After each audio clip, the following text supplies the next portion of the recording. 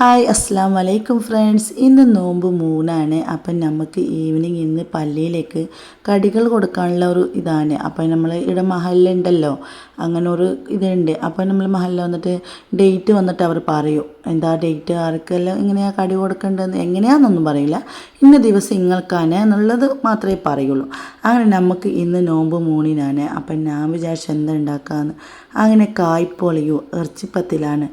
അത് നമുക്ക് കുറച്ച് ക്വാണ്ടിറ്റി ഒക്കെ ഉണ്ടാവുമല്ലോ. അങ്ങനെ ഞാൻ എന്താക്കി, കായ്പോള റെഡിയാക്കാൻ ആദ്യം തന്നെ കായൊക്കെ നമ്മൾ ഇങ്ങനെ ഫ്രൈ ആക്കിയിട്ടെല്ലാം എടുത്ത് വെച്ചിട്ട് ആദ്യം തന്നെ അതൊക്കെ ചെയ്തിട്ടാണ് കുളിക്കാൻ പോയത്. എന്താ വെച്ചാൽ അത് വന്നാൽ വേഗം ഈസി ആയിട്ട് ചെയ്യാം. അപ്പോൾ പൊടിയൊക്കെ കുഴച്ച് വെച്ചു.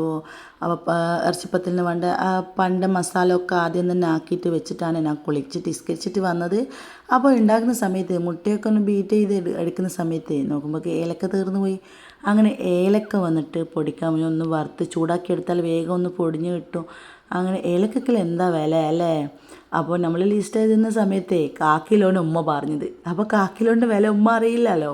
അപ്പം ഞാൻ പറഞ്ഞു ഉമ്മ ഏലക്കയ്ക്ക് നല്ല റേറ്റ് ഉണ്ട് എന്ന് വെച്ചാൽ ഞാൻ 100 ഗ്രാമാണ് വാങ്ങിച്ചത്. അങ്ങനെ അത് പൊടിപ്പിച്ചു. അപ്പോൾ കായ്പൊളക്കുള്ള പോലപ്പാത്രം അടുപ്പത്ത് വെച്ചു. അപ്പോൾ ഇതൊക്കെ ഞാൻ ഇവിടെ വന്നിട്ട് പഠിച്ചതാണ് ഗൈസ്. എൻ്റെ വീട്ടിലൊന്നും ഒരു വസ്തു ഞാൻ ഉണ്ടാക്കിയിട്ടില്ല. നമ്മുടെ നാട്ടിലെ, എൻ്റെ നാട്ടിൽ എന്താണെന്ന് വെച്ചാൽ ഈ നോമ്പ് കഞ്ഞി പള്ളിയിൽ നിന്ന് കിട്ടും. അടിപൊളി ടേസ്റ്റാണ് ആ കഞ്ഞിക്ക് വേണ്ടിയിട്ട്. അപ്പോൾ എല്ലാ വീട്ടിലും അത് എത്തിക്കും. പിന്നെ സമൂസ അങ്ങനത്തെല്ലാം വാങ്ങിക്കൊണ്ടാക്കുകയും ചെയ്യും.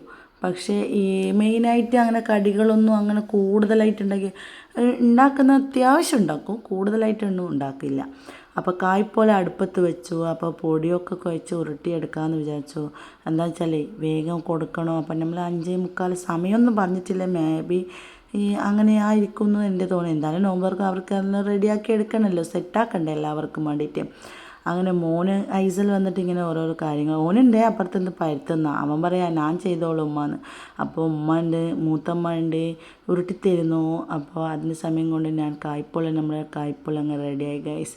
അപ്പോൾ അത് മാറ്റി വെക്കണം. കുറേ കായ്പോള ആക്കുന്നുണ്ട്, 4 നമുക്ക് വേണമല്ലോ. അപ്പോൾ നമുക്ക് വേറെ തന്നെ കടിയൊന്നും ഉണ്ടാക്കാൻ പറ്റില്ല. അപ്പോൾ ഞാൻ വിചാരിച്ചു ആദ്യം തന്നെ നമുക്ക് വീട്ടിലേക്ക് വെക്കാം. അപ്പോൾ പള്ളിക്ക് വേണ്ടതില്ല ആദ്യം തന്നെ ഫ്രൈ ആക്കി എടുക്കാമെന്ന് വെച്ചിട്ട് ഇറച്ചിപ്പത്തിൽ അങ്ങ് അടുപ്പത്തിട്ടു. അപ്പം ഞാൻ ഒരു കാര്യം പറയാം, എന്താണെന്ന് വെച്ചാലേ, അപ്പോൾ ഈ ഇടയായിട്ട് ഇൻസ്റ്റാ, യൂട്യൂബ് എവിടെ തുറന്നാലും ഈ കേരള സ്റ്റോറി എന്ന് പറയുന്ന ഒരു ഇതുകൊണ്ട് അങ്ങ് ഫുള്ളും പടർന്നുകൊണ്ട് നിൽക്കാമല്ലോ. അപ്പം ഞാൻ ഒരു കാര്യം പറയാം, ഞാൻ താമസിക്കുന്ന വീട്ടിൽ ഞാൻ മാത്രമേ മുസ്ലിം ഉള്ളൂ. തൊട്ട അയൽവാസി എല്ലാം നമ്മൾ ഹിന്ദു വിശ്വാസികളാണ്. പക്ഷെ നമ്മളില്ലേ നല്ല ബന്ധത്തിലാണ്, നല്ല സ്നേഹത്തിലാണ്. അവരുടെ അടുപ്പിൽ എന്തുണ്ടാക്കുന്നു അത് നമ്മളെ വീട്ടിൽ, നമ്മൾ എന്തുണ്ടാക്കുന്നു അവരുടെ വീട്ടിൽ. ഇത് എൻ്റെ മുമ്പിലുള്ള ചേച്ചിക്കാണ് എടുത്ത് വെച്ചത് ഞാൻ.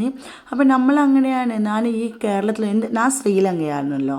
അപ്പോൾ എൻ്റെ നാട്ടിലെ പോലും ഞാൻ കണ്ടിട്ടില്ല. പക്ഷെ കുറേ മതം എന്ന് പറഞ്ഞാൽ മാറ്റി നിർത്തപ്പെട്ട കാര്യങ്ങൾ കുറേ ഉണ്ട്.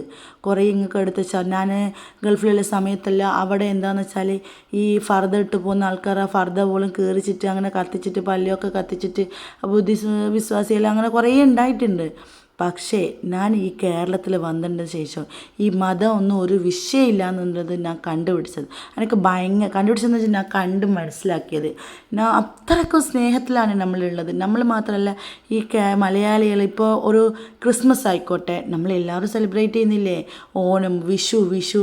ഓണമെന്ന് പറഞ്ഞാൽ ഓണപ്പരിപാടി ആരും ഒരു മുസ്ലിമാട്ടോ ഒരു കേരളത്തിലെ ഒരു മനുഷ്യനും ആഘോഷിക്കാത്തതല്ല. എല്ലാവരും എല്ലാം ആഘോഷിക്കുന്നുണ്ട്. ഈദ് പോലും എല്ലാവരുടെ അടുത്തും. ഇപ്പോൾ റമദാൻ, നോമ്പ് തുറൻ്റെ ഇഫ്താറിൻ്റെ പരിപാടി ഏതെല്ലാം ഒരു ഓഫീസാകട്ടെ, കമ്പനി ആകട്ടെ, ഒരു ജിമ്മാകട്ടെ, ഒരു സ്കൂളാകട്ടെ, ഒരു ഫ്രണ്ട്സാകട്ടെ, എല്ലാവരും അത് ആഘോഷിക്കുന്നില്ലേ. അതാണ് ഈ കേരള സ്റ്റോറി എന്ന് പറഞ്ഞാൽ അതല്ല റിയൽ കേരള. ഇതാണ് റിയൽ കേരള സ്റ്റോറി. എല്ലാവർക്കും എടുത്തു നോക്കിയാലേ മനസ്സിലാവും കേരള എന്താന്ന് അല്ലേ. എനിക്ക് ഭയങ്കര ഇഷ്ടമാണ്. അങ്ങനെ നോമ്പ് തുറക്കാനുള്ള സമയമായി ഗൈസ്. നോമ്പൊക്കെ തുറന്നു. നിങ്ങളെല്ലാവരും നോമ്പ് തുറന്നെന്ന് വിശ്വസിക്കുന്നു. അപ്പം നമുക്ക് ഇസ്കരിക്കാനുള്ള സമയമൊക്കെ ഇസ്കരിക്കട്ടെ. അപ്പോൾ ബൈ ഗൈസ്.